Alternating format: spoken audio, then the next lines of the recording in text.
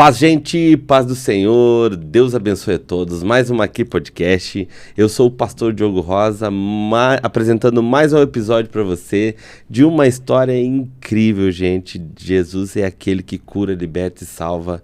Eu quero agradecer demais, gente. Por favor, assim, ó, demais mesmo, todas as mensagens, todas as pessoas que têm mandado mensagem pra gente, dizendo que tem sido edificado com uma Kirflix, como o pessoal tem dito, né? Que tem maratonado aí nos vídeos e tem se edificado com cada testemunho. E a ideia é essa, gente, é cada vez mais transferir para vocês, mostrar para vocês que Jesus, ele pode tudo, ele é a solução de tudo. A gente crê demais e é por isso que com a convicção que a gente tem, a gente tenta passar para aquele que crê, para aquele que de repente ainda não conhece a Jesus. E a nossa oração é essa, é que chegue o maior número de pessoas, principalmente aquelas que ainda não conhecem o Senhor, e que se rendam e que possam entender que Jesus, ele é incrível e ele muda história, ele muda vidas. Quero agradecer os nossos patrocinadores: Demarca Empreendimento, Prensadão do Urso, Granado Corretor de Imóveis e Estúdio Barbie Premium. Muito obrigado por cada atenção de vocês que têm nos apoiado, e também aquele que de repente quer se tornar nosso apoiador, vai estar passando nossas redes sociais aí. Vai ser um prazer ter vocês com a gente. Gente, por favor, se inscreva no nosso canal, né? Por favor, compartilha, assine o sininho. Toda segunda-feira, 8 horas da noite, a gente sempre tem um conteúdo, uma história nova. E você, compartilhando, vai estar nos ajudando, né? A chegar ao maior número de casas, maior número de pessoas, né? Sendo, na realidade, nos ajudando a ser um missionário digital, né? Então, por favor, gente, se inscreva lá no nosso canal. Você sempre vai receber uma notificação nova e vai nos ajudar muito. Amém? Pessoal, hoje eu sou suspeito a falar. O nosso convidado é um cara incrível, um pastor incrível, um cara que carrega uma história gigante, assim, ajudou muito na minha vida. Agora no bastidores eu revelei para ele, disse assim: o senhor não tem ideia o que a sua história mudou a minha história. E eu tenho certeza, gente, que você vendo, ouvindo e vendo cada detalhe, você vai entender o que eu estou falando. Depois da mensagem dos nossos apoiadores, Maquir Podcast.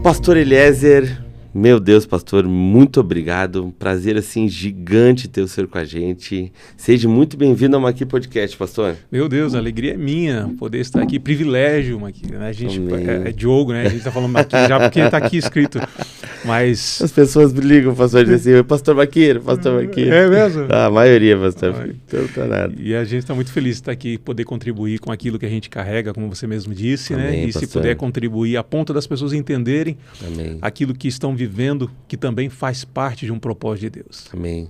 Pastor, para começar, pastor, o senhor é natural da onde? Sou natural de Curitiba, sou paranaense. Curitiba. Né?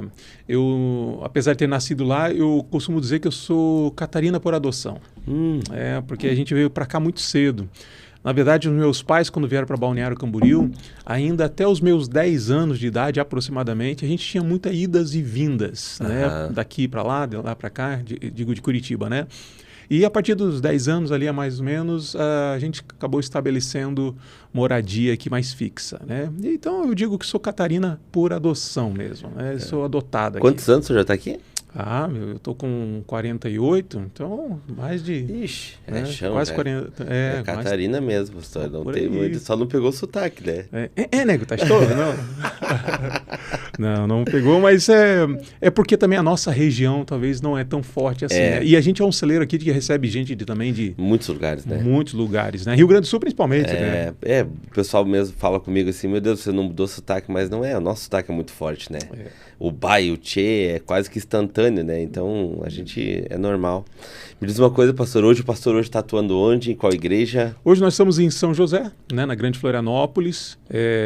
Inclusive, se encontra as nossas, na rede social, a Igreja Luz da Vida Floripa. Né?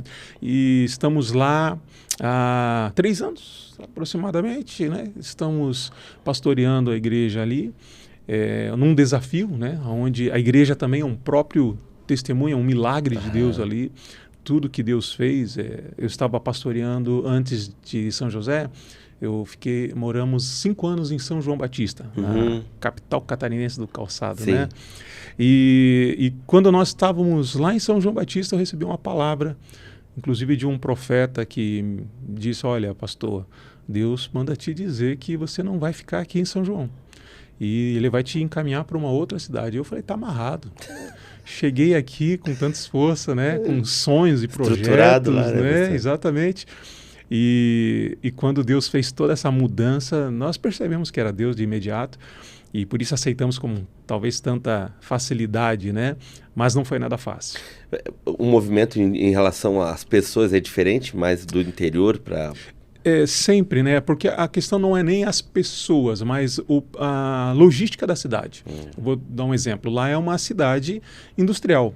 Então, a maioria das pessoas tem já uma rotina. Sim. E muitas pessoas que moram hoje em São João Batista, para terem uma ideia, vêm de fora. Então, elas vão com foco. Eu quero ir para trabalhar. Entendi. Então, igreja e as demais coisas é secundário, né?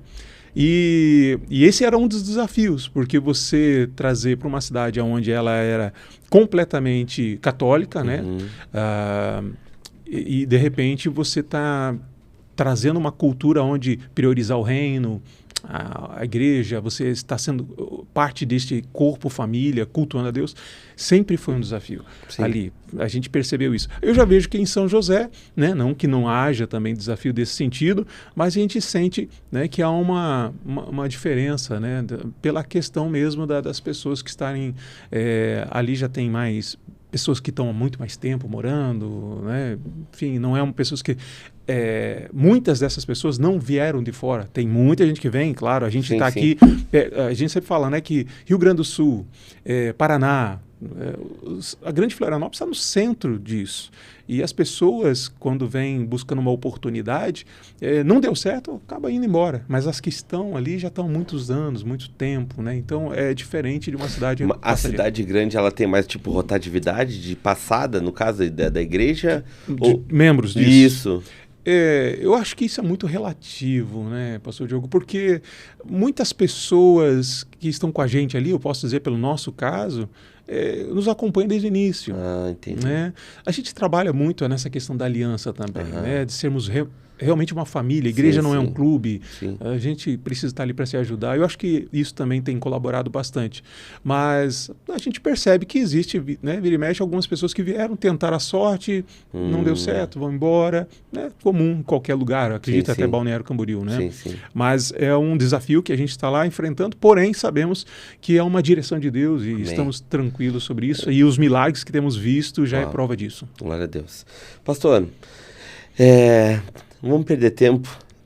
Queria que o senhor revelasse aí, contasse pra gente, pastor, essa história linda que o senhor teve aí, né? Nesse encontro com Cristo, tudo aquilo que Deus tem feito na sua vida, né? Até hoje o senhor é pai de quantos filhos? 2 filhos. Dois tem filhos. A Elisa, que tem 21, e o Eric, que tem 15 anos. Caramba, já com 15, pastor. 15 anos.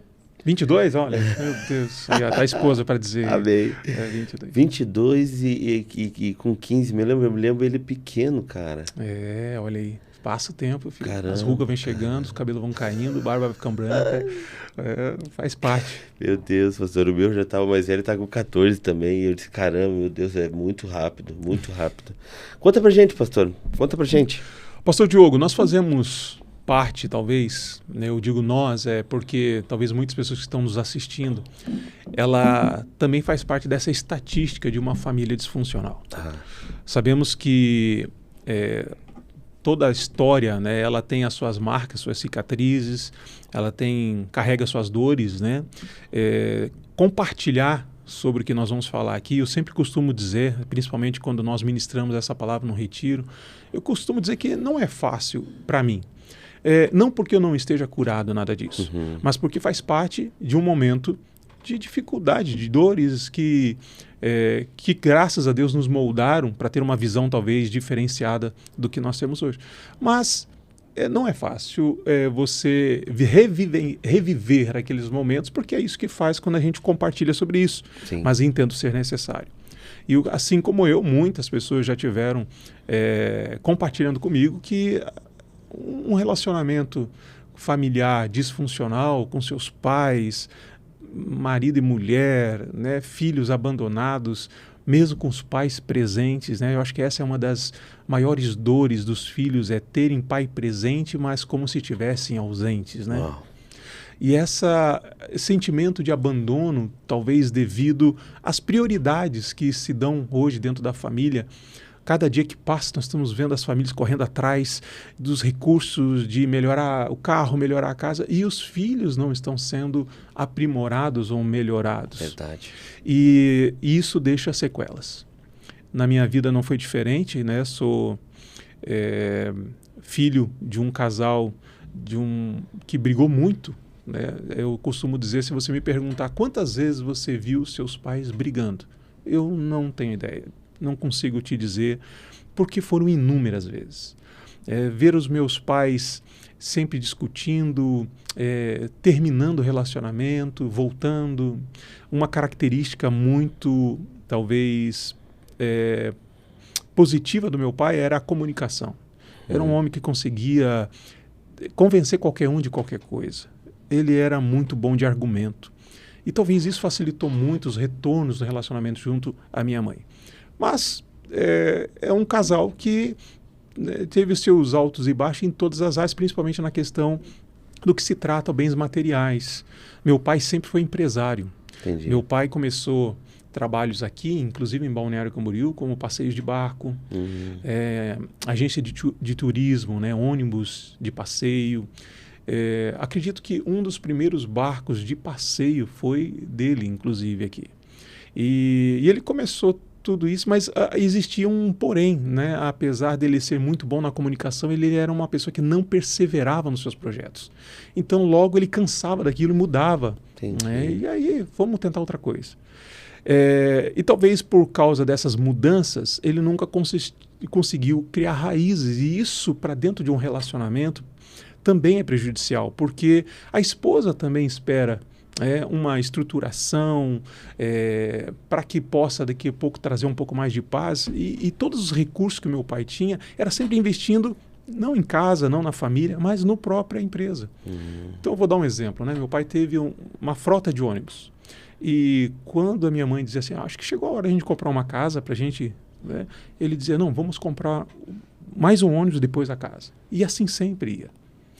Então esses desgastes no relacionamento financeiro, falando para a questão financeira, sempre foi prejudicial. Porém, aquilo que mais pega hoje, eu acredito que é a falta de parceria no casal. E isso não existia. Não existia, não porque a minha mãe não quisesse, mas por causa do temperamento do meu pai, por uma questão da criação dele. Então, meus pais brigavam muito. Nós crescemos, né, vendo isso direto, e também ao tratamento que recebíamos do nosso pai. Eu falo nós porque somos em 3 irmãos, eu sou o mais velho. Nós não podíamos falar nada na mesa, não podíamos questionar qualquer coisa. Nosso pai sempre tratava com a gente com gritos, apertando o nosso braço, quando não estava nos surrando, seja com uma cinta, né? Meu pai sempre foi um homem grande, sempre teve uma mão pesada, sempre foi muito bruto na maneira de lidar conosco. Eu não lembro de meu pai dizer para mim assim, Eliezer, meu filho, eu te amo. Não tenho essa lembrança. Eu não acredite que ele não me amava, mas a maneira como ele se expressava era totalmente difícil para nós, né? Porque essa falta do amor, do carinho, ela é uma consequência já de uma família disfuncional, onde a árvore se conhece pelos seus frutos. E nós sofríamos com isso porque não podíamos compartilhar nada com meu pai. Se eu tivesse uma briga no colégio, eu não podia dizer. Porque se eu falasse para ele, ele ia dizer, se apanhar no colégio, vai apanhar em casa. Nossa. Né? Eu lembro, um clássico, né, pastor? É um clássico, né? Meu pai, quando estava fora de casa, a gente vivia um ambiente de paz, de alegria. Nós brincávamos, nós ríamos. Pastor Diogo, sabe que você vê o ambiente mudar ao escutar o som do barulho do motor do carro do seu pai chegando? Uau! Sabe, aí é como se uma nuvem negra entrasse. E aí aquela alegria termina, aquela paz cessa, aquelas crianças que estavam brincando, comunicativa, se calam. E ai de nós, né, se fizéssemos algum barulho, se fizéssemos alguma coisa, porque sabíamos que íamos ter consequências. Eu nunca esqueço um momento que eu estava no meu quarto, nós morávamos numa casa grande, onde meu pai alugou na época para poder ter um terreno grande para colocar os ônibus. E eu estava no meu quarto e eu escutava um silêncio. Do lado tinha uma árvore com alguns passarinhos cantando, eu lembro como se fosse hoje. E eu tinha no meu quarto uma janela de madeira, aquelas que abriam, né, para fora. E de repente eu só vejo aquela janela abrindo de uma maneira muito brusca, meu pai pulando pela janela e me tirando pela janela. E eu lembro dele só ter falado, você não me ouviu te chamar? E aquela situação, aquele susto que eu levei, eu ficava sempre questionando, será que nunca passou na cabeça do meu pai, né, de que a gente não faz isso por querer, né, de propósito? Mas meu pai não tinha conversa com ele. Não tinha conversa. E esses maus tratos, assim, né, talvez da ausência de carinho, de afeto, de palavras de afirmação, de abraço, moldou a gente, porque eu cresci sendo uma criança, um adolescente, depois um adulto muito tímido. Sabe, falar em público foi um exercício. Foi um exercício. Para quem me conhece, eu sou muito quieto, muito reservado até hoje, faz parte da minha personalidade. Exercer o trabalho do pastorado hoje, dar aula, ministrar, né, relacionamento, hoje foi fruto de um exercício que eu me decidi um dia não ser aquela pessoa que eu tinha me tornado. Mas isso vem da nossa infância. Talvez muitas pessoas que estão nos assistindo, elas pensam que elas nasceram assim. Não, elas foram moldadas assim. Uau. Nós fomos moldados pelos relacionamentos. Na verdade, todos nós somos feitos pelo convívio social, né? Aprendemos através do relacionamento com o pai, com a mãe, sim, com os irmãos. Hoje sabes muito bem que um filho único, né, que não tem irmãos, ele desenvolve alguns tipos de característica, ele é mais dominador, porque tudo é dele, não aprendeu a compartilhar com os irmãos, faz parte, e vai gerando uma pessoa de uma personalidade, né, que às vezes vai ter algumas dificuldades. E eu fui assim, além de ser muito tímido, de muito quieto, pacato, eu aprendi que isso fez parte da minha história, mas talvez, acredito hoje, de que serviu também para mostrar para as pessoas que você não precisa ser quem você acha que foi feito. Você não é aquilo que te fizeram. Sim. Você é aquilo que Deus decide você ser, né? Sim. Então, meus pais brigavam muito.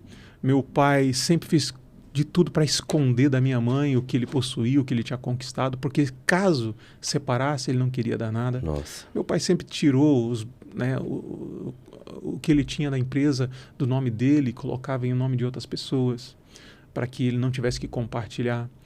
Todas as vezes que meus pais separaram, nós ainda criança, meu pai nunca pagou uma pensão, sabe, nunca ajudou financeiramente nesse tempo de... Só que eu olhava essa situação sem entender muito bem e não sabia qual era a melhor, o que era melhor para nós. Porque quando meu pai estava em casa, pastor Diogo, a geladeira estava cheia. Nós íamos no supermercado, lembro como fosse hoje, meu pai pegava 2, 3 carrinhos, enchia, eu tinha um carrinho só de besteira. Né? Porém, quando meus pais se separavam, a geladeira estava vazia. Meu Deus. Eu estava, acredito, com uns 12 anos de idade. Isso já aconteceu mais de uma vez, mas teve uma vez que me marcou muito. O dia que meus pais estavam separados, minha mãe adoeceu. E eu lembro como ela me chamou no quarto e disse: Eliezer, nós não temos dinheiro nem para um remédio. Eu preciso que você pegue aquele aparelho de som ali de casa, coloque na tua garupa da bicicleta e saia vender. Vê se você consegue levantar um dinheiro para a gente comprar um remédio. Meu Deus. Talvez fale assim, mas isso já aconteceu comigo também. Isso já é normal. Mas imagine o efeito que isso cria na cabeça de uma criança de 12 anos. Onde eu tinha 2 irmãos, e você assumir esse papel de querer fazer alguma coisa sem saber o que fazer. E eu lembro de carregar aquela bicicleta com um som atrás, chorando, dizendo: Deus, põe alguém para comprar isso aqui. Eu preciso fazer alguma coisa. E se isso fosse uma coisa esporádica, como só aconteceu uma vez, não aconteceu mais de uma vez. Eu lembro de que a gente vivíamos momentos de dificuldades financeiras, porém em casa tinha paz. Mas quando tinha fartura por causa da presença do meu pai, não tinha alegria ou paz. E aí eu te pergunto, o que é melhor? Meu Deus. Uma criança não sabe responder. Sim. Um jovem não sabe identificar isso. E assim foi o nosso crescimento. Meu pai, quando decidia nos surrar, era sempre de forma muito violenta. Meu pai sempre foi um homem grande e mão pesada, eu costumo dizer.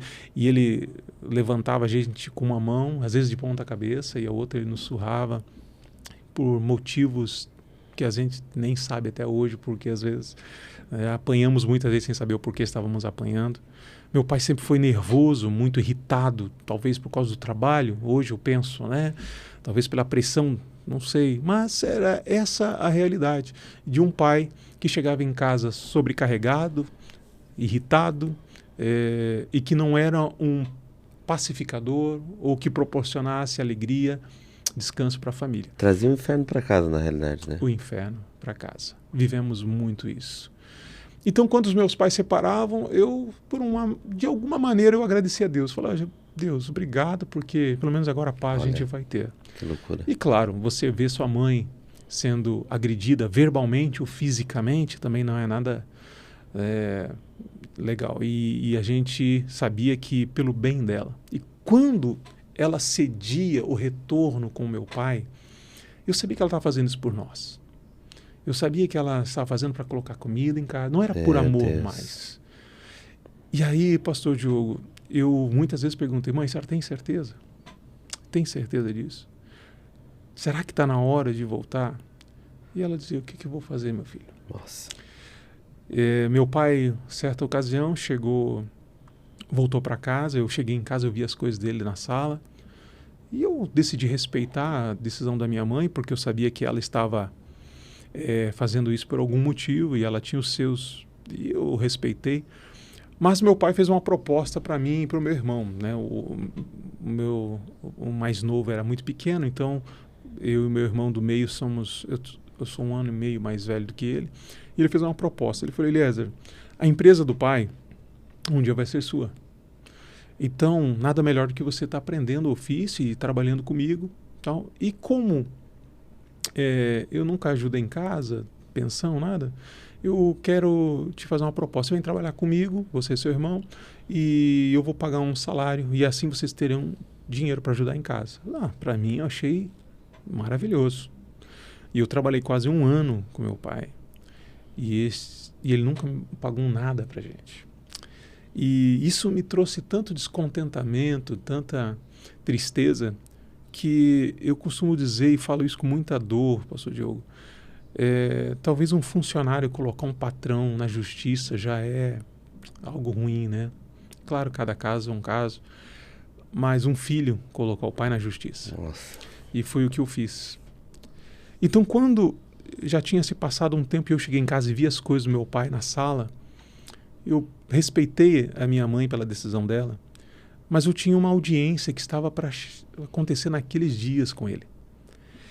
E vendo que meus pais estavam muito bem para aqueles dias, eu conversei com a minha mãe e falei, mãe, eu não vou lá na audiência. Naquela época, se você não comparecesse, era causa ganha, né, para a pessoa Sim. que... E aí eu disse para ela, eu não vou lá. Chegou no horário de ir para a audiência, meu pai foi, eu fiquei, não fui. E depois da causa ganha ele, eu lembro dele, eu chegar em casa e ver que meu pai já tinha saído de casa mais uma vez. Meu Deus. Então, mais uma vez viu a aflição da minha mãe, mais uma vez vendo, né, essa família sofrendo por uma questão de um relacionamento que não estava, ela não conseguia fazer dar certo, né? E não porque não quisesse, não se esforçasse. Nós nascemos nesse ambiente onde opressão, xingamentos. Meu pai muitas vezes dirigia palavras para mim. Eu te falei, né? Eu nunca ouvi meu pai falar sobre qualquer coisa que me valorizasse ou eu te amo, nada disso. Porém, eu ouvi muitas vezes meu pai dizendo, você não vai dar certo. Você não vai conseguir. Você é inútil. E palavras, né, de baixo escalão que eu não compete falar aqui. E eu, por muitas vezes, acreditei nisso. Realmente, eu não vou dar nada. Eu sou tímido, o que eu vou conseguir fazer na vida? E eu fui crescendo, desacreditando no relacionamento, desacreditando em mim mesmo. Uhum. E eu sempre falava assim, olha, eu nunca quero ser marido ou quero ser pai. Porque se é isso, esse era o padrão, esse era o modelo que eu tinha. E eu pensava comigo, não, se é assim eu não quero ser, eu não vou casar, não quero saber. Inclusive, quando eu entrei para a igreja, muito tempo eu fiquei, né, eu demorei a namorar. A minha esposa, que está aqui, foi a minha primeira namorada. Nós noivamos e casamos, mas eu já conheci ela com 18 anos, eu já tinha 18 anos. Né, um rapaz de 18 anos, virgem, né, sem nunca ter beijado direito enfim, porque eu tinha esse pensamento, eu acho que eu não nasci para isso, e nem quero. Porque se for para trazer desgosto aos outros, para estar um casal brigando, para que eu vou querer? Vendo a realidade de casa, né? Esse era o modelo que eu carregava. E então, quando isso só mudou, claro, né, a partir de um relacionamento com Jesus, Deus mostrando, muitas ministrações foram tratando isso no meu coração. E quando eu decidi realmente me abrir para um relacionamento, conhecer minha esposa, que mudou isso na minha vida, eu ainda tinha meus receios, né? Eu ainda tinha medos, ainda eu carregava aquilo comigo. Mas entendia que Deus tinha algo novo, como um Deus de novidade de vida que Ele sempre vai fazer algo que nos surpreende. Vivemos, voltando, né, na questão da infância ainda, meus pais nessas separações, se não bastasse, meu pai se envolveu ainda com outros relacionamentos. Minha mãe descobriu traições. E talvez, Pastor Diogo, você olhar para um casal e dizer assim, olha, a mulher foi traída por causa do homem, para ela é diferente quando um homem é traído por uma mulher. Eu digo que há uma diferença. Os dois são prejudiciais, sim. não é? Mas o vaso mais frágil, como diz a Bíblia, existe uma dificuldade ainda muito maior, emocional, onde isso tira a autoestima da mulher de uma maneira muito grande. E eu vi essa tristeza no coração da minha mãe, sendo trocada mais uma vez, né, por uma situação de desleixo, de desapego emocional e amoroso. Meu pai, né, não via consequências nisso. E o que mais me doeu foi saber que um dia minha mãe pegou esse ato, né, e vendo meu pai com uma outra pessoa, ela entrou num processo, né, de muita tristeza naquele momento, e eu, como filho mais velho, sempre tentando proteger, defender e tomando as dores dela. Então, por isso que eu sempre dizia para ela, não volta mais, não precisa fazer isso por nós, não precisa. Minha mãe sempre foi uma mulher batalhadeira, sempre trabalhou fora, sempre tentou trazer pão para dentro de casa. E até eu amadurecer para começar a ajudar em casa, né? Muita coisa aconteceu. Não é fácil uma mulher criar 3 filhos, né, sozinha dessa maneira. Passando essa questão da adolescência, eu então já tinha decidido a casar, muito machucado ainda com a questão do relacionamento com meu pai. Eu decidi abrir mão do relacionamento. Então, se meu pai me procurasse, eu não queria falar com ele, não queria estar próximo dele. E quando eu marquei o meu casamento, eu me arrependo até hoje disso, mas faz parte da minha história e por isso eu tenho que compartilhar. Eu decidi não convidar meu pai para o meu casamento.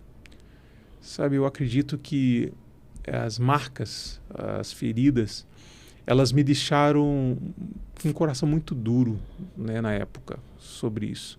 Porque eu sabia que todas as vezes que nós nos aproximávamos dele, de alguma maneira ele queria tirar algum proveito. Então eu disse, eu não vou convidar meu pai. Falei com a minha esposa, você tem certeza? Eu falei, tenho, não vou. Casei, meu pai não compareceu ao meu casamento. Só que eu fui muito ministrado, né? Num culto, por exemplo, eu recebi uma palavra dizendo que as mudanças começam muitas vezes a partir de nós. Sim. Pastor Diogo, a gente tem o costume de querer que as pessoas mudem primeiro para depois a gente ver a situação ser transformada. Uhum. E isso está completamente errado. Nós precisamos começar em nós. E essa ministração falando muito forte comigo nesse sentido, eu cheguei em casa e falei para minha esposa, eu estou com algo no meu coração, eu vou convidar o meu pai para ele vir aqui em casa, nós vamos fazer um jantar. E eu vou abrir o jogo, eu vou rasgar meu coração. Eu quero dizer para ele o que eu estou, nessa ferida que eu carrego aqui dentro, e eu quero que ele saiba disso. Minha esposa falou, então tá bom, vamos fazer isso. Meu pai veio, ficou muito feliz, surpreso pelo convite, sentou na mesa. Eu lembro que eu abri a Bíblia, ministrei um texto. Falei, pai, olha, nosso relacionamento nunca foi fácil. Nossa.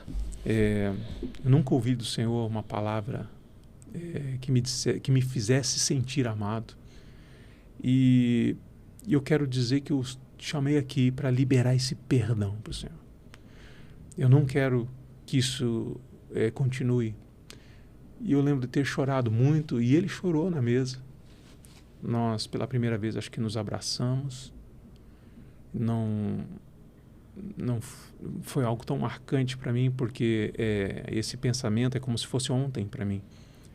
E depois do meu pai ter ido embora, eu tive aquela sensação de alívio, dizendo, pronto, fiz a minha parte. Não preciso mais me preocupar com isso.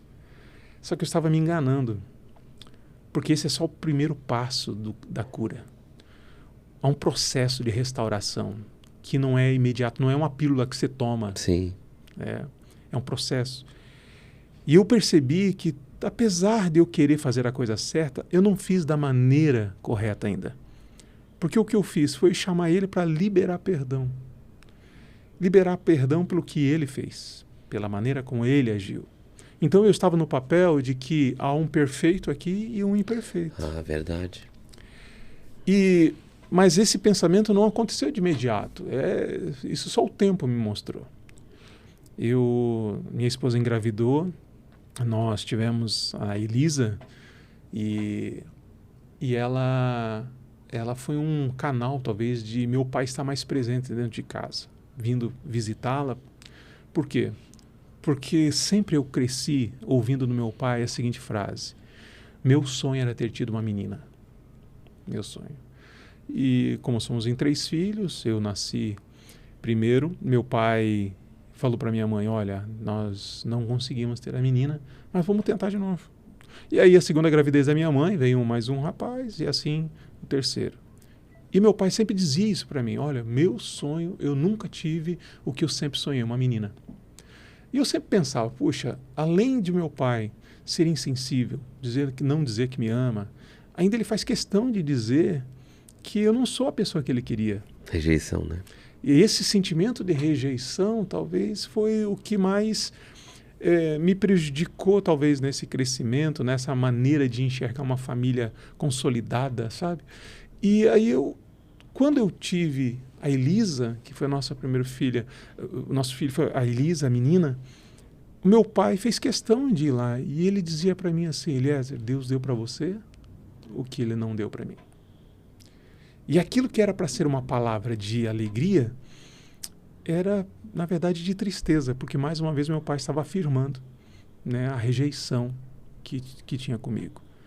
Porque, pastor Diogo, todos os filhos desejam se sentirem amados, protegidos, e eles se inspiram naqueles que estão ao seu redor. Eu tinha qualidades que eu via no meu pai. Meu pai era um homem forte, meu pai era um homem grande, meu pai era um homem empreendedor, era comunicativo, eu via essas coisas nele. Então, não adianta dizer que o pai, por mais ruim que seja, ele não vai ser um herói. Ele vai ser. Sim. Só que é um herói com muitas qualidades ruins. Uhum. Então, eu espelhava muitas coisas nele. E eu dizia, puxa, mas eu não vou ser igual ao meu pai. Eu nunca vou conseguir falar como ele fala, eu nunca vou conseguir, né, empreender como ele empreende, porque eu não sou ele. E ele fez questão de deixar isso muito claro para mim, que eu não sou aquilo que ele queria. Apesar de eu ter aprendido a dirigir muito cedo, com 12 anos, porque meu pai queria que nós lavássemos os carros, né? Então eu tinha que tirar e colocar. Mas eu aprendi a dirigir debaixo de muita bronca. Sabe, a hora que eu errava uma marcha, ele me xingava de tudo. E essas palavras são marcas tão profundas, são cicatrizes que você jamais esquece. E não adianta, pode passar 50 anos. Você jamais vai esquecer daquilo que te machucou. O tamanho do poder da palavra, né? E as palavras que têm poder de construir também têm poder de destruir. Uhum. E então, eu posso dar um exemplo a respeito sobre dirigir. Eu lembro que eu estava com a minha esposa, inclusive foi aqui em Balneário Camboriú, tinha um carro manual, e eu estava dirigindo na 4ª Avenida, lembro até onde era. E eu estava lembrando, o dia que eu aprendi a dirigir, meu pai estava me dando uma bronca, porque eu estava passando a marcha errada. E enquanto eu estava lembrando disso, eu errei a marcha. Meu Deus. Mas era só um pensamento. Sim, Minha sim. esposa disse, amor, você errou a marcha? E eu falei, você acredita que eu estava lembrando o dia que eu errei a marcha, por isso errei agora? Então, como a gente reflete aquilo que nos foi construído? Reproduz, né, pastor? Reproduz. Eu lembro que meu pai, uma vez, tratando com um funcionário da empresa dele, ele ia dar baixa na carteira, enfim, ia fazer um acerto. E meu pai chamou o funcionário na sala da nossa casa e ele disse assim, eu vou fazer o pagamento para você, vamos encerrar aqui e tal, vou pedir aqui só para você guardar. Eliezer, pega para mim o meu talão de cheque que está ali na bolsa e preenche o valor tal para mim. Eu peguei o talão e eu vi que só tinha uma folha. E algumas folhas meu pai já deixava meio assinado, era só preencher para fazer o pagamento. Eu olhei aquilo e disse comigo mesmo, eu não posso errar essa folha. Porque se eu errar essa folha, eu não sou mais alguém vivo. E peguei a caneta, fui para a mesa com todo cuidado possível. Eu estava escrevendo e no meio aconteceu o que eu estava temendo, né? Errei. Só que eu não quis falar nada porque eu sabia que ia acontecer ali. E então a minha mãe, que estava próxima, ela sussurrou para mim assim, você errou, né? E eu, Meu pai disse, está demorando por quê, Eliezer? Aí eu disse, pai, na hora de preencher, acabei errando. Aí, pastor Diogo, estava o funcionário dele, que era um amigo já da família, a família dele ali, minha mãe, casa cheia, e meu pai me direcionou palavras que talvez se ele tivesse dito isso só para mim, já teria algum efeito negativo. Mas o que ele falou ali para mim, na frente das pessoas, eu preferia que ele tivesse me surrado. Meu Deus. Eu lembro de ter subido para o meu quarto e eu pensado mais uma vez quão inútil eu sou. Aquele sentimento de meu pai não surrou, ele não me bateu nem antes, nem depois, nem durante, nem depois, mas as palavras machucaram profundamente. E todas as vezes que hoje eu vejo alguém errando alguma coisa, eu não consigo tentar reviver esse momento. Eu acho que é impossível você querer que as pessoas sintam o que eu senti naquele momento, porque você não se sente, não é que você queira se sentir especial, mas você não se sente nem importante. Então, eu quando casei, eu tinha talão de cheque. Eu nunca preenchi um talão de cheque, porque eu lembrava. Eu pegar um talão de cheque e me remetia àquele momento. Como eu falei do carro, de pensar sobre aquilo, errei a marcha. Eram coisas que eu carreguei para dentro do meu relacionamento. E ao ver o meu pai pegando no colo a minha filha e dizendo como ela é linda, como ela é preciosa, olha como ela é amável. E eu pensava, poxa, meu pai nunca me acariciou, cara. Meu pai nunca me abraçou, nunca disse que eu era especial. Por que eu tenho que estar vendo isso da minha filha? E isso, talvez foi aí que eu percebi que eu não tinha mudado. Aquele perdão que eu tinha liberado não foi de coração, porque ainda estava muito vivo isso. Então eu fiz o quê? Eu comecei a me fechar ainda mais. Eu dizia para minha esposa, porque era sempre no final da tarde que meu pai vinha ver minha filha, eu dizia, daqui a pouco ele vai estar aí. Daqui a pouco ele vai vir aqui pegar minha filha. E eu tinha uma rixa porque meu pai sempre fumou muito. Ele fumava 10 carteiras de cigarro por dia. Então, para quem é fumante e sabe que eu estou falando, quem está nos assistindo, talvez conhece alguém, vive com alguém que fuma, onde ele toca fica cheirando cigarro, a roupa fica cheirando. Então, quando ele colocava a minha filha no berço, a roupinha dela estava fedida, o berço ficava fedido. E era todo um transtorno, porque eu tinha que tirar aquela roupinha, colocar para lavar, dar banho na menina e tal, para que a minha esposa sempre gostou da minha filha, sempre cheirando, né, um bebezinho, aquela coisa de perfume. E, de repente, cara, meu pai chegava e falei, pronto, tudo de novo. Até que um dia, era um dia de culto, eu estava me preparando para o culto, sabia que meu pai ia chegar logo, então eu criei uma estratégia. Falei, meu pai vai chegar, eu não vou dar bola para ele, eu vou ficar lendo um livro, eu vou fazer de conta que eu estava lendo um livro. E assim, ele percebendo que não tem muito assunto, ele vai sair rápido e aí eu vou poder ir para a igreja, vou poder ir para o culto. E meu pai então tocou o interfone, eu abri a porta para ele, ele, tudo bem? Ele falou, eu vim ver a Elisa. Eu só apontei para o quarto, ele foi lá, pegou, trouxe até a sala. E essa é uma imagem muito viva para mim, porque eu consigo lembrar aonde ele estava, sabe, a posição da casa, o jeito, como eu estava reagindo sobre aquilo. E eu lembro de que ele foi até perto da janela, da sacada da casa, com a Elisa no colo, e ele tentou puxar assunto comigo e eu não respondi. Ele tentou mais uma vez, me fazendo uma pergunta, e eu fazendo de conta que eu estava prestando atenção no livro. Mas, na verdade, tudo que eu queria é que ele fosse embora logo. Quão triste um filho querer que o pai vá embora logo, né? E meu pai, então, percebendo que não estava nada favorável a ele, lembro dele ter dado um suspiro assim. Então tá bom, eu já vou indo. Deu um beijo na minha filha, foi até o berço, colocou lá. Quando ele volta do quarto, eu já estava de pé. Eu abro a porta. Meu pai sai. E essa parte, ela é difícil para mim. Porque eu lembro que o quão fechado estava meu coração. E então, meu pai passa, eu fecho a porta. E essa foi a última vez que eu vi meu pai. Eu podia ter agido diferente, pastor Diogo. Um outro dia eu recebi um recado de que ele teve um mal súbito. Ninguém esperava. Ele voltou a Curitiba e ali teve esse mal súbito, veio a falecer de forma rápida. Minha família lá providenciou o velório. Nós emprestamos um carro e fomos a Curitiba para estar lá.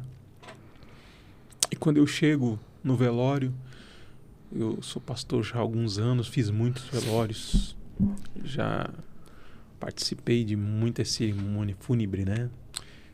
Mas eu confesso que nenhum momento que eu estive num cemitério ou num velório se compara com aquele que eu estava diante do caixão, daquele que eu esperava amor, uma palavra de afirmação, carinho, e não tinha recebido. Então eu olhava para o corpo do meu pai e eu pensava, o que poderia acontecer de diferente? Eu olhava aquilo e não acreditava que isso tinha acontecido. Eu não acreditava que isso chegou nesse momento dessa maneira. Porque para nós é sempre, ainda dá tempo, sabe? Ainda tudo pode mudar. Inclusive uma das minhas orações era assim, Deus, converte meu pai para que um dia ele me abençoe como Abraão abençoou seus filhos, como Jacó foi abençoado, né? Já abençoou, recebeu a bênção do seu pai. E eu queria essa bênção da primogenitura. Eu dizia, Deus, converte ele para um dia ele reconhecer o Senhor como Deus e delegar essa bênção sobre mim. Eu recebi tantas palavras contrárias dele. Eu acho que ele podia trazer isso para mim. Acho que ele está me devendo isso. E meu pai faleceu sem eu ver isso acontecer, sabe? Mas eu tive uma das maiores experiências com Deus, de ouvir a voz de Deus, foi na frente daquele caixão. Porque enquanto eu estava olhando meu pai ali, eu ouvi uma voz dizendo para mim assim, o tempo dele acabou, Eliezer. E aquilo me marcou, porque eu comecei a orar falando, Deus, parece, sabe quando antigamente a gente usava essa expressão, caiu a ficha, né? Uhum. Eu estava ali olhando para ele e como se caiu a ficha. Eu disse assim, puxa, eu sempre esperei dele que ele me abraçasse, que ele me amasse, que ele dissesse que me ama. Mas eu não lembro de eu ir até ele abraçar. Eu não lembro de eu dizer, pai, eu te amo. Eu não lembro de dizer para ele que ele era especial. E eu comecei a ter essa revelação, acho que ali, na frente do caixão. Então, quando eu ouvi essa voz de Deus dizendo assim, o tempo dele acabou, eu tinha recém pedido a Deus, Deus, ressuscita ele. Levanta ele desse caixão só para mim poder dizer essas coisas que eu não falei. Só para dizer, pai, eu amo o Senhor. Pai, eu não quero só te liberar perdão, eu quero te pedir perdão. Será que o Senhor pode me perdoar pelo filho que eu fui? E aí Deus falou isso comigo. O tempo dele acabou. Eu falei, Deus, não é possível que tenha acabado. Por que isso a gente deixa chegar nesse ponto? Eu comecei a ter uma noção diferente da vida, porque ali, quando tudo parece fez sentido, sabe, pastor Diogo, sabão em pó tira cheiro de cigarro da roupa. A gente fica se apegando a coisas, sabe? As pessoas dizem pra gente, é assim mesmo, não é assim mesmo, você pode mudar isso. Você não precisa ver nessa ótica, você não precisa olhar para a vida desse jeito. Você também é coparticipante do que está acontecendo, você tem responsabilidade nisso. E eu saí daquele velório ouvindo mais uma coisa de Deus, dizendo, o tempo dele acabou, mas o seu não. E você não precisa ser quem foi seu pai. Então eu decidi que eu seria um pai diferente do que foi meu pai para mim. Então eu sempre procurei me esforçar em apresentar para os meus filhos que a gente os ama, que a gente tem um zelo. Eu lembrava dos barulho do carro, da chave na porta, que mudava o ambiente. Então eu sempre, quando chegava em casa, eu pensava, quero que meus filhos pensem diferente. Então eu abria a porta, eu dobrava os meus joelhos, abria os braços e dizia, quem vai ser o primeiro a dar um abraço no papai? E isso tudo foi muito forte. Mas eu vou te falar que tem mais uma situação que me marcou muito. Porque meu pai, ele era irmão gêmeos, né, da minha tia. Então minha tia sofreu muito com a perda do meu pai. Gêmeos tem essa coisa, né, de proximidade, ligação. E na época nós não tínhamos o Facebook, antes era o Orkut. E meu pai, quando ele foi me visitar, na última vez que ele esteve na minha casa, ele também visitou meu irmão. Eu tenho um irmão mais novo, como eu já falei, né? E ele foi visitar ele. E eu não sabia disso.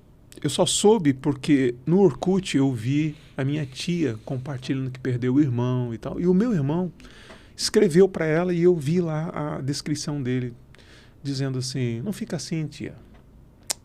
Porque eu creio que Deus tem um propósito em tudo e eu vou lhe contar o que aconteceu um dia antes do pai falecer. Ele esteve na minha casa. Meu pai tinha vindo de algum lugar que ele não quis dizer de onde. Eu vi que ele estava muito triste, estava quieto, e ele sentou na beirada da minha cama. E eu pensei, o que eu posso fazer para agradar esse homem? E ele escreveu assim: sabe o que eu fiz, tia? Eu dei um abraço no meu pai. Meu pai, tudo durão, falou: que isso, filho? E eu falei: que isso o quê, pai? Eu sou teu filho. E quer saber? Eu lasquei um beijo no meu pai. Eu li aquilo.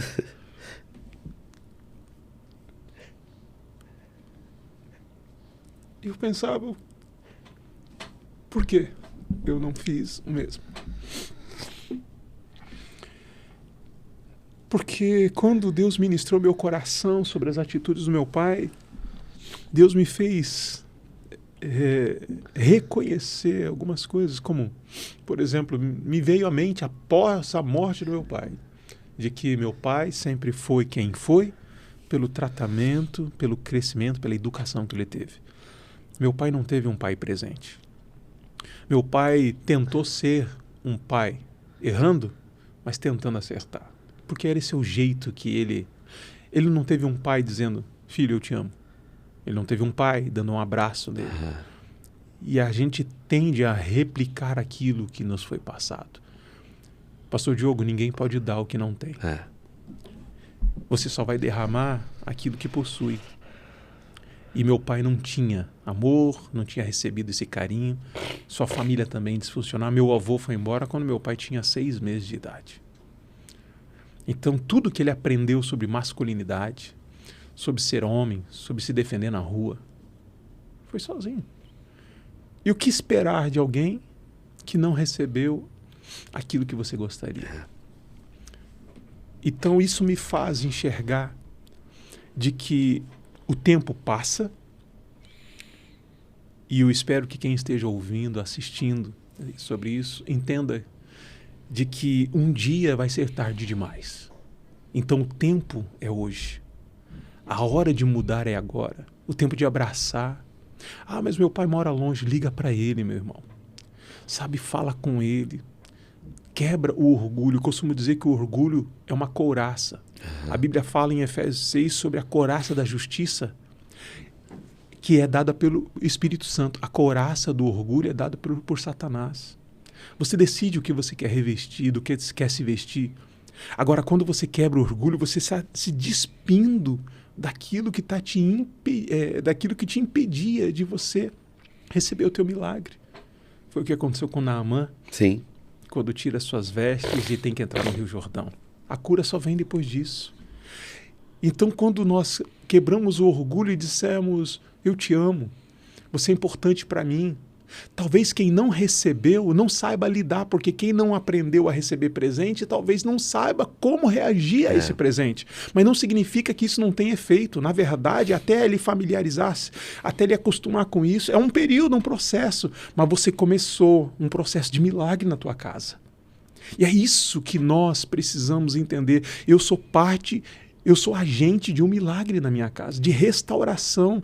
Uma família disfuncional, ela só está disfuncional porque Satanás, de alguma maneira, tirou proveito disso, ele teve acesso. Vamos dar a liberdade para o Espírito Santo, vamos pedir para Deus entrar nessa causa, vamos pedir para que Ele nos direcione e vamos usar os seus ensinamentos, amor, perdão, coisas simples. Verdade. Coisas simples que Jesus nos ensinou e que a gente não faz. E por que eu digo isso? Isso é tão importante. Porque, como já comentamos antes, um dia será tarde demais. Eu confesso, e eu já falo isso na ministração, você acho que já pôde me ouvir falando sobre isso. Se meu pai entrasse por essas portas agora, se eu ouvisse isso acontecer, que eu sei que é impossível, com certeza eu não perderia um segundo. Talvez eu passaria por cima dessa mesa só para dar um abraço nele. Só para pedir perdão.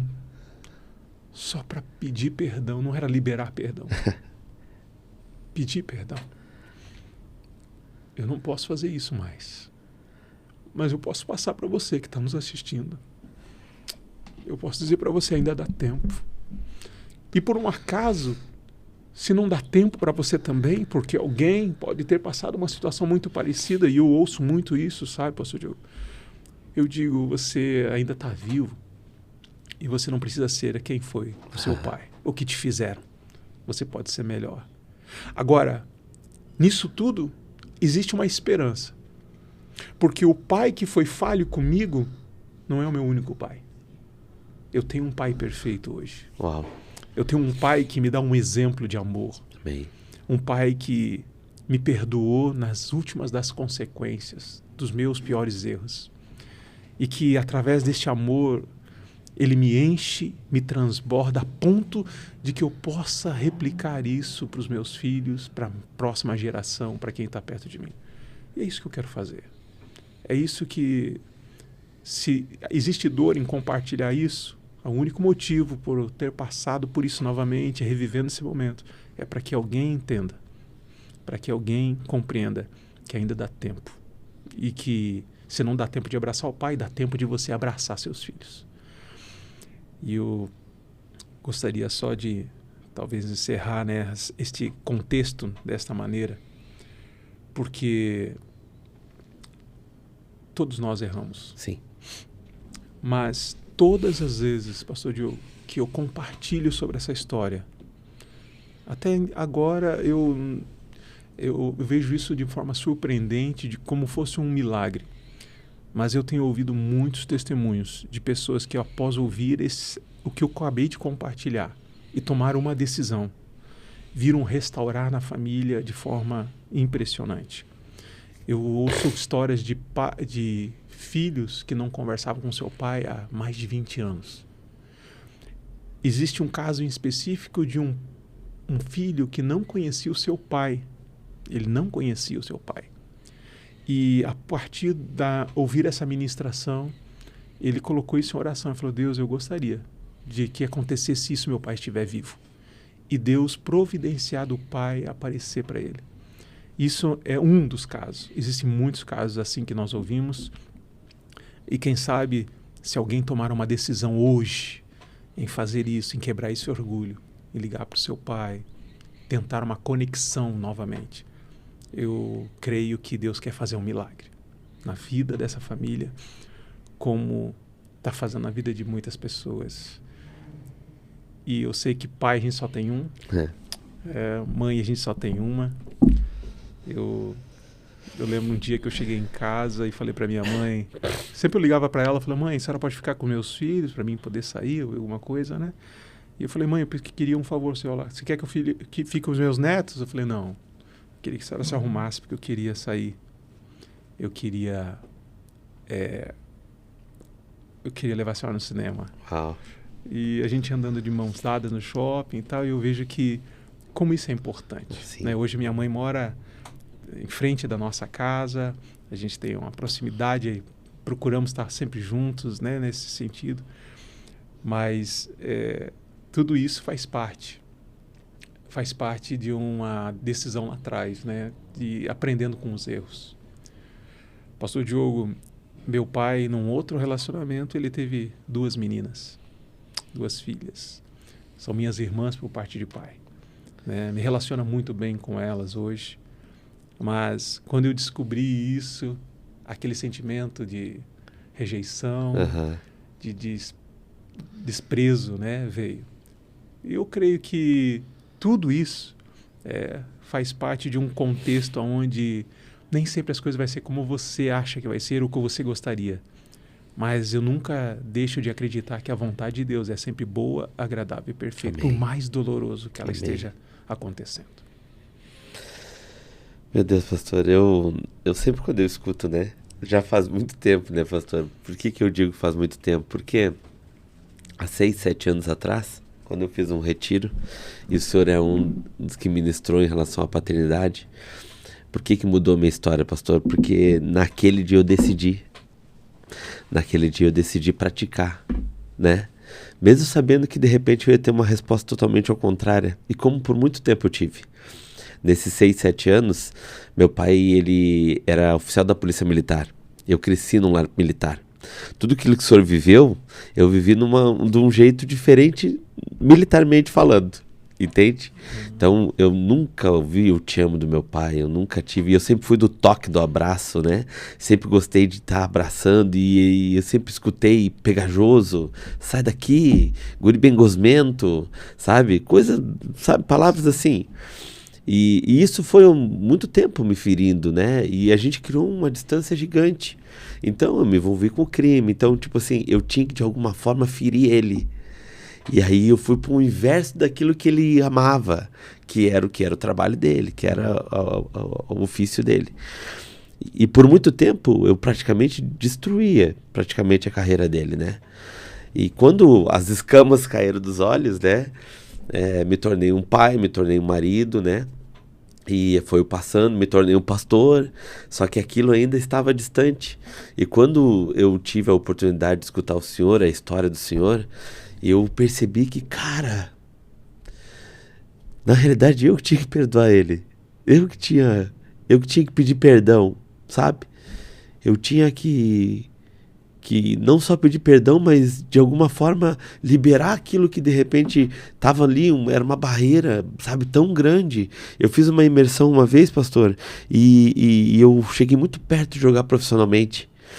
Todos os pais dos amiguinhos que estavam lá jogando comigo estavam na beira da tela, mas ele não estava, cara, entende?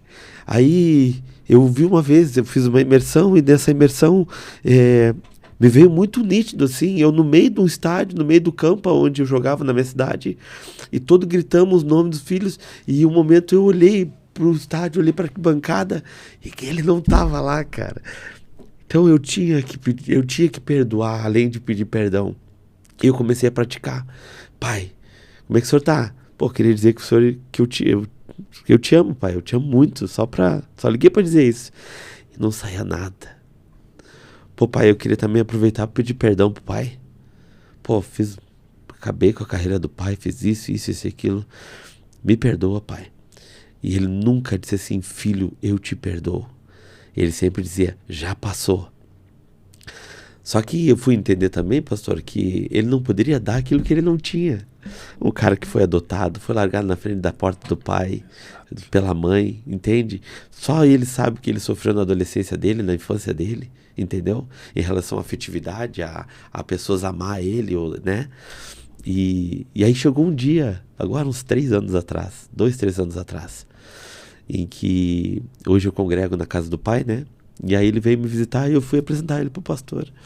E aí ele chegou e o pastor disse, nossa, pastor, seu Ozi, pastor Diogo aí, uma benção, tentando puxar conversa, né? Aí ele olhou pra mim com uma lágrima, desceu do olho, cara, e disse assim, nossa, eu achava que nem existia mais possibilidade disso acontecer. Hoje eu só tenho orgulho. Pô, cara... Isso não tem preço. Não tem, pastor. Não tem preço. Não tem. Porque aquele dia também, pastor, eu decidi também, escutando a história do senhor, decidi ser antídoto. Eu não podia deixar escorrer aquele veneno. E até então, em atitudes, eu estava deixando escorrer o veneno para a vida do meu filho mais velho. Sabe? Em conversas, em palavras, no momento de corrigir, já era algo mais áspero, já era algo mais, sabe? Não tinha, era pouca conversa, Era muito, sabe, dedo Cobrança. e cobrança. E eu disse, cara, eu tô deixando o veneno escorrer, cara. Eu tenho que ser uma resposta diferente. Porque eu não posso deixar isso reproduzir para o vida do filho, porque só a gente sabe, cara, Só a gente. o quanto é difícil ter uma paternidade mal resolvida. Eu demorei muito tempo, pastor, para ver Deus como pai. Sabe? De eu poder me relacionar com ele e quando eu errava eu dizia, cara, acabou o mundo. Deus vai mandar fogo do céu sobre a minha vida, sobre a minha cabeça. Entende, pastor? Então, tipo, a graça era muito longe. Era muito distante. Eu não conseguia me perdoar, sabe? Por tamanhas coisas que eu fiz na vida do crime, sabe? Quando eu encontrei a Cristo, aquilo parece que o diabo, ele todo dia, ele estava ali botando na minha mente, tu não tem condições, olha só o que tu fez, cara. Sabe? Então, o resolver a paternidade, pastor, eu acho que é a solução para um avanço emocional de muitas pessoas. Você disse que não conseguia ver Deus como um pai. E sabe que um dos resultados de uma paternidade mal resolvida é que você até acredita que Deus pode ser um pai. Você pode até acreditar que esse teu pai, Deus, ele pode fazer milagres. Mas se ele vai fazer, é outra situação. Porque você entende que eu também já tive um pai que não fez nada por mim. Podia, mas não fez. E Deus pode, mas talvez ele não faça. Porque a gente acaba trazendo, né, esse sentimento de rejeição até dentro para a nossa vida espiritual. Como se realmente Deus tivesse filhos favoritos. Como se Deus olhasse para nós e falasse assim, você não é merecedor. Então, receber perdão é muito mais difícil. Receber autoconfiança sobre algum determinado projeto é muito mais difícil. Você ter fé sobre os milagres que Deus vai fazer é mais difícil. Não que você deixe de acreditar que Deus é capaz, mas se tratando de você, é diferente. E quando isso é tratado, quando isso é resolvido e quando você se posiciona, tudo muda, porque você começa a enxergar Deus como um pai amoroso. Não é só pai, é um pai que ama, é um pai que perdoa, é um pai presente. É um pai diferente de como o nosso pai biológico foi, né? Sim. E isso não Pastor, e hoje toda a sua caminhada em relação a né, pastorado, né? O senhor tem visto muita realidade ainda assim, pastor? Tem. De paternidade? Eu acredito que esse é um mal do nosso século. A gente viveu um período a geração Z, vamos dizer assim, né? Ela tem o pai mais presente dentro de casa. Mas eu acredito que vivemos um tempo tão materialista, sabe, que os pais estão dentro de casa, mas é como se não estivessem. Eu acho que nada muda a questão da família disfuncional, né? Eu estou falando de uma família que não tem Jesus, sim, claro, sim. Né? Mas valores distorcidos, né? Onde os objetivos, as prioridades são outras. E sabe que a família, ela é, para nós, o sacerdote, o marido, são nossas ovelhas, é a nossa igreja. E quando o homem começa a ter essa responsabilidade de ele ser o tutor, o gestor, o mentor, né, o coach, vamos usar essa palavra, está muito em alta hoje, da sua casa, isso significa que há uma família em transformação, o que não estava acontecendo antes. Então, hoje é muito comum a gente conversar com famílias, com pessoas, dizendo problema de paternidade, problemas. Hoje ainda tem um outro agravante. Hoje, muitos pais, além de estarem deixando de dar afeto, hoje existem muitos casos de abusos dentro de casa, sabe? Um abismo chama outro abismo, né? E quantas pessoas compartilham que foram abusadas, que tiveram traumas nesse sentido. E imagine o quão difícil uma pessoa sair dessa situação, dessa ferida. Sim. Então nós precisamos de um avivamento hoje dentro das famílias, dentro das casas, dos lares. E isso só é possível se Jesus estiver sendo convidado para esta casa, né? Eu costumo sempre terminar dizendo para essas famílias de que o melhor convite que ela pode fazer é chamar Jesus para administrar o seu lar, porque não existe mudança se não for através dele. E hoje, infelizmente, a gente está vendo aí famílias sendo destruídas porque Satanás teve acesso. Eu não sei se você conhece essa história, mas diz que uma pessoa simplesmente conversou com o diabo. Aham. E o diabo sempre foi dono da vida dele, da casa dele. E aí ele disse que ele chegou em casa e falou pro diabo: Diabo, você vai ter que sair de casa. E por quê? A gente sempre foi amigo, sempre estivemos tão juntos. Ele diz: é porque eu fui na igreja e entreguei a minha vida para Jesus. Então, a partir de hoje, você vai ter que sair da minha casa, da minha vida. Né? Eu sei que a gente tem uma história aí, mas não vai dar para continuar. Aí o diabo diz para ele assim: rapaz, então faz o seguinte, pelo tempo de convivência que a gente tem, dá um quarto para mim aí. Ele falou: não posso, amigo. Agora minha vida é de Jesus, não dá para. Ele falou: rapaz, então o quartinho da empregada? Rapaz, não dá. Rapaz, não tem nada que eu possa ficar. Ele falou: não, cara, tudo eu entreguei para Jesus. E aí a história diz que ele falou assim, que o diabo olhou para um prego na parede e falou: aquele preguinho você me dá? Aí ele falou: o preguinho não tem importância, pode ficar. E diz que o diabo coloca uma carniça naquele prego que fede e que ninguém consegue morar naquela casa. Com o diabo não se negocia, né? E hoje tem muita gente negociando princípios, valores, e a família está sendo destruída por causa desses valores distorcidos. Legalidade, né, pastor? Legalidade. As brechas, né? Porque a gente está falando de um tempo aí, pastor, que não só esse mundo virtual ele atinge de um jeito em que o pai é capaz de falar com o filho pelo WhatsApp dentro da própria casa. Exatamente. Exatamente. É incrível, né? Como as coisas hoje estão de um jeito diferente daquilo que a gente viveu lá atrás, né? A gente tinha mais acessos, mas ao mesmo tempo, por causa do distanciamento daquilo que viveram, a gente não conseguia se aproximar. Hoje tem muito mais liberdade, mas muito mais acesso, mas parece que as pessoas hoje preferem ficar mais afastadas. O senhor também acha que, tipo, na geração, essa geração nova, essa geração aí de, vamos dizer, até os 18 anos aí, ainda sofre também com essa disfunção dentro de casa, em relação à comunicação, a pai sabendo o que seu filho está fazendo? Eu digo mesmo, até mesmo, pastor, não digo nem fora, estou falando dentro da igreja. O senhor acha ainda que as pessoas estão acompanhando ou tipo assim, tá na igreja, tá tudo certo? Não. Infelizmente, esse tempo de religiosidade também, né? Porque muitas pessoas ainda, nem todos que estão dentro da igreja são convertidos. Muita gente está ali por uma causa de uma religião. Muitos fizeram da igreja um clube, fizeram um passatempo. Infelizmente isso tem. Entendi. Esse avivamento que nós estamos pedindo para a igreja é um despertar, onde o compromisso, a aliança precisa ser renovada. Então muitas pessoas estão vivendo a perda de um dos pilares do relacionamento, que é a comunicação.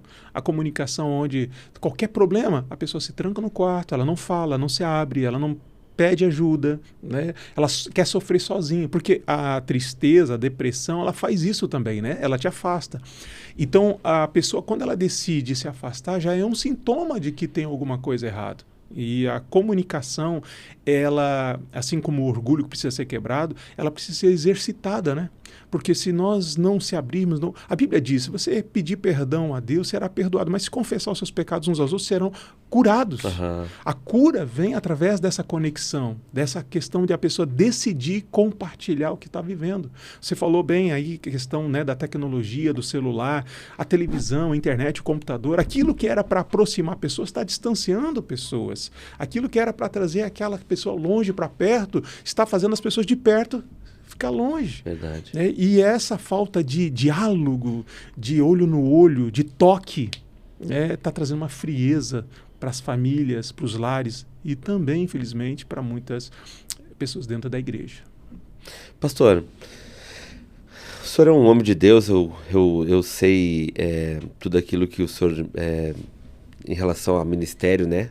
O senhor sempre foi um cara, principalmente com muitas palavras de Deus assertivas, assim, para ministrar.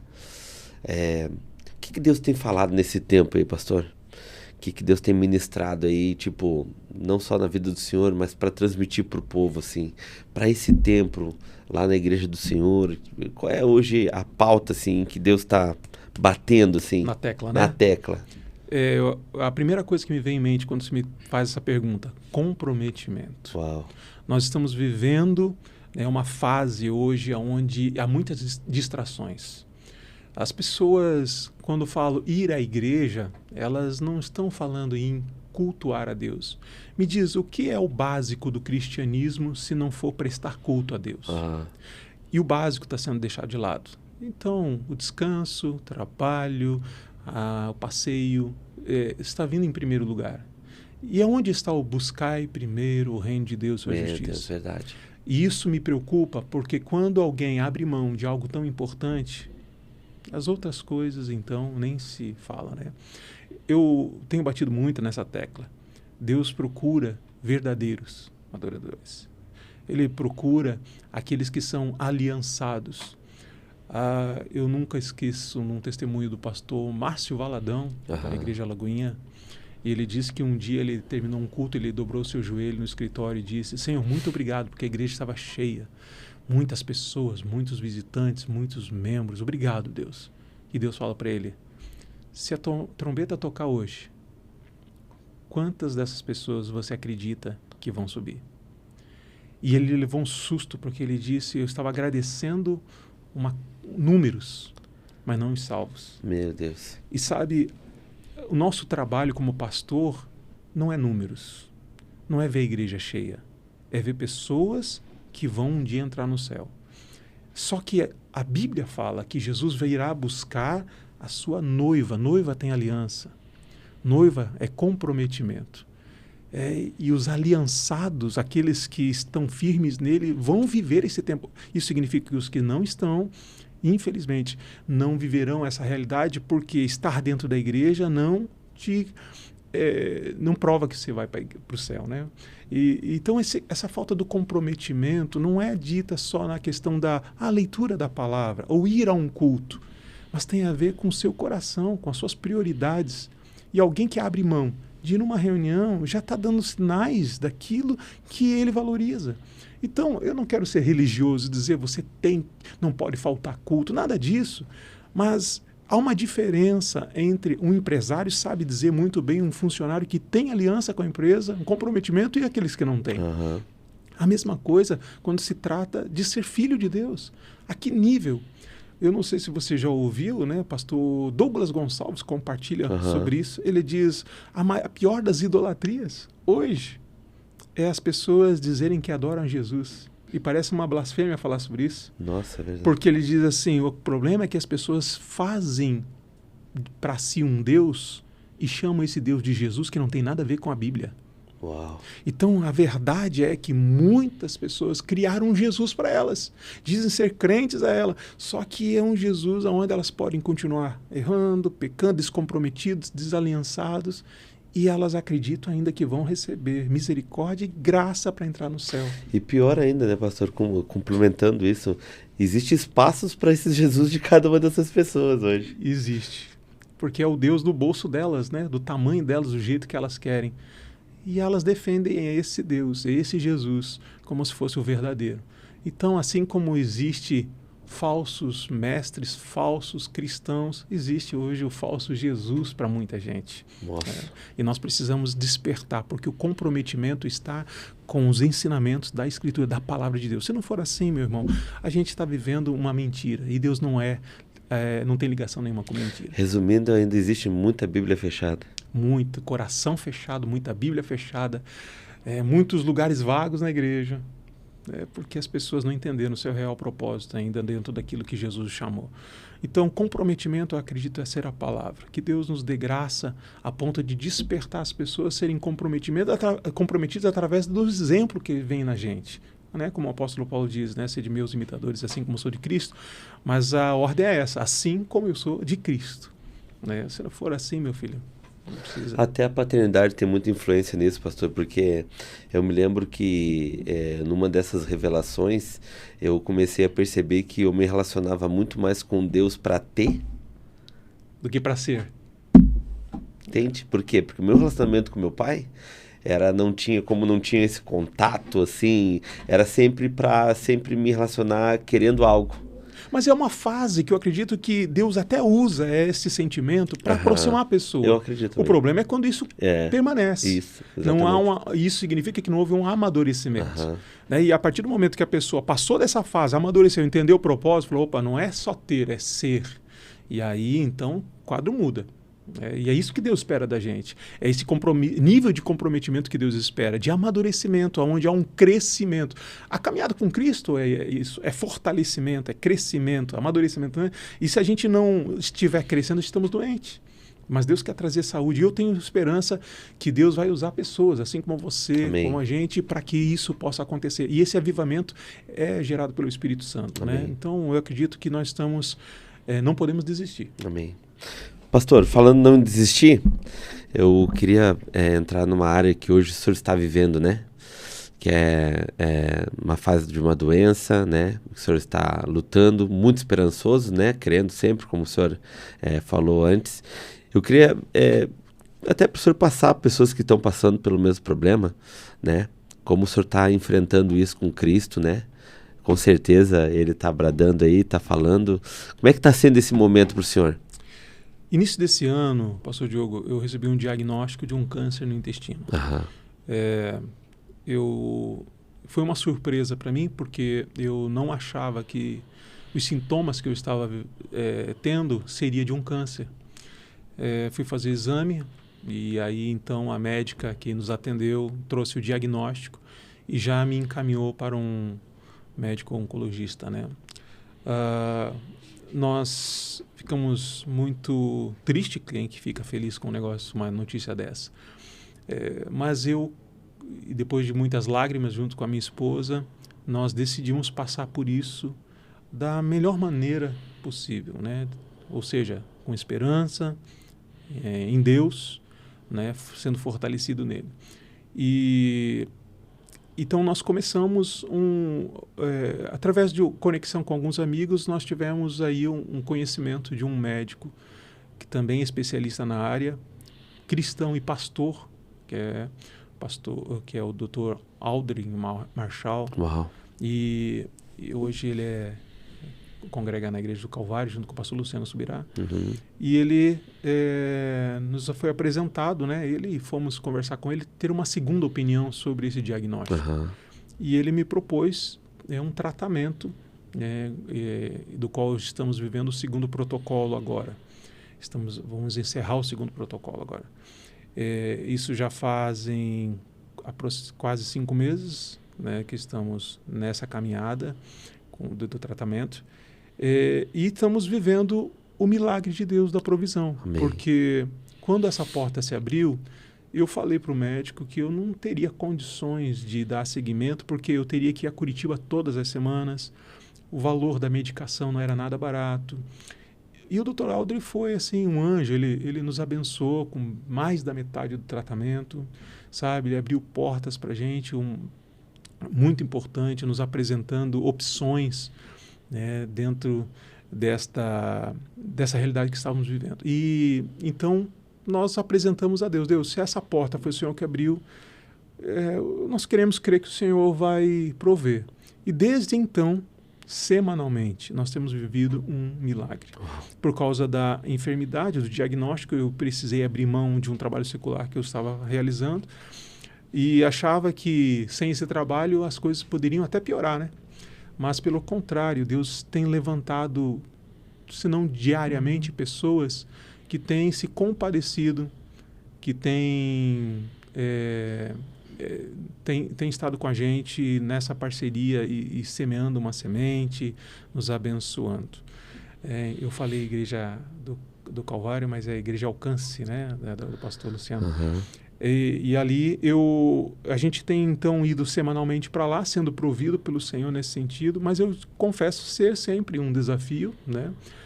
Sabemos que Deus está no controle de todas as coisas, queremos passar isso da forma mais otimista possível, até para que seja uma inspiração, e eu creio no milagre. Amém. Eu creio na cura, creio, né, nessa restauração.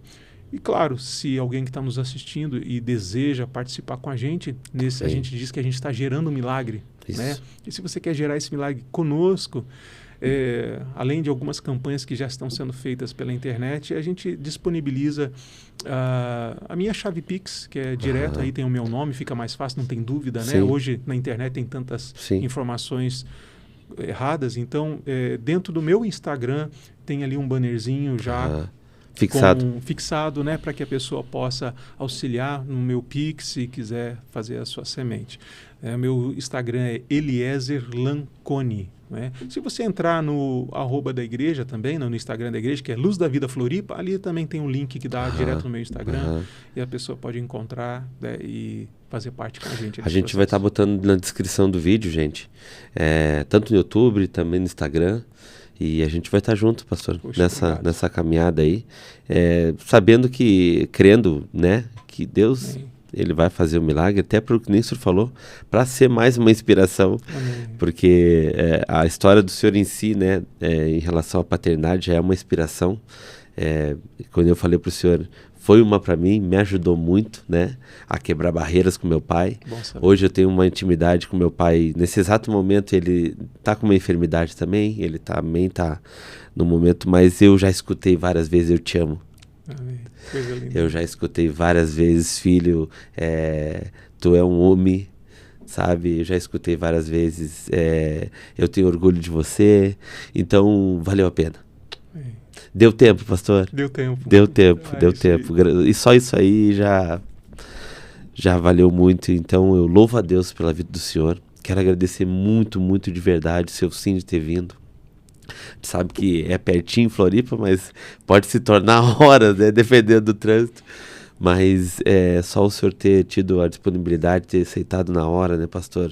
Eu agradeço de verdade mesmo. Eu tenho certeza, pastor, que vai ser algo que vai viralizar no sentido de realmente ajudar, sabe? Ajudar muitas pessoas que de repente estão nesse lugar preso e não conseguem, sabe, liberar algo. E às vezes está ali do lado, pastor. Tá ali do lado, cara. É só quebrar aquela barreira do orgulho. E eu acho que esse é o principal também impeditivo, né, pastor? O tal do orgulho. Eu posso falar mais uma coisa? Por favor. Eu quero parabenizar, na verdade, pastor Diogo, porque um podcast com este propósito, nessa função de levar a palavra, existe muito podcast por aí, mas um que caminha as pessoas a uma palavra de esperança. Isso é muito importante, mas muito mais do que também ser um agente de levar a mensagem, eu quero dizer o quanto eu senti a presença de Deus aqui, fico feliz, né, pelo convite, quero aqui agradecer publicamente, dizendo que esse projeto é um projeto do Senhor, de Deus, e que muitas pessoas ainda vão ser alcançadas. E fico muito feliz por existir um trabalho como esse. Isso vai fazer parte de cada detalhe disso aí, porque mais um vídeo aí, a história vai ser adicionada. De repente, daqui a 30 anos, pastor, alguém ainda vai ser abençoado com essa história. Pastorzão, obrigado.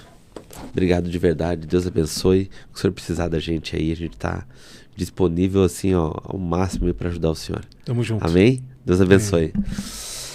Pessoal, eu avisei que ia ter choradeira, ia ser extremamente forte, né? Hoje, gente, a gente sempre, né, fala sobre algo, sobre aquilo que realmente é falado, né? Aquilo que a gente toca na gente. E hoje, se eu posso liberar uma palavra para você, gente, ainda dá tempo. Ainda dá tempo de você abrir a porta, encontrar quem você tem que encontrar, esse desafeto ou esse problema que você tem com a sua mãe, com o seu pai. Ainda dá tempo, gente, de você poder abrir a porta e dizer, pai, eu te amo, independente daquilo que você vai escutar, ainda dá tempo. Porque eu acho que a pior dor que o pastor teve é de não conseguir mais falar sobre isso, porque existe uma grande diferença de uma dor de remorso para uma dor de arrependimento. A dor de remorso passa, gente. O arrependimento, ele mói a gente. Então, que você não precise passar pelo que o pastor passou. Se você tem, de repente, um problema com seu pai, perdoa e assim, enche de beijo, enche de abraço, beija, mesmo que você vai escutar de repente, sai daqui, não quero saber de você, mas o ato que você teve de transferir isso, porque muito provavelmente se você não teve é porque também seu pai ou sua mãe também não tiveram. E às vezes por falta de entendimento eles acabam transmitindo isso para a vida dos filhos. Então, em vez de você continuar sendo veneno, decida ser antídoto. porque lá na frente as suas gerações vão agradecer isso, com certeza. Deus abençoe a todos. Maquir Podcast.